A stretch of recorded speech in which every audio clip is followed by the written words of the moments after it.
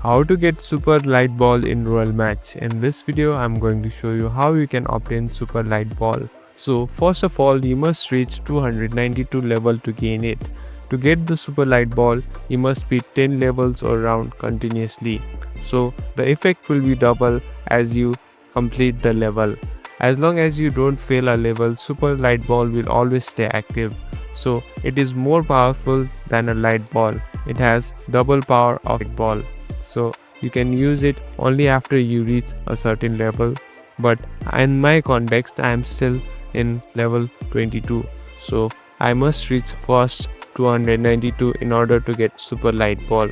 So keep on playing and certainly you will obtain super light ball, which will be useful in the game.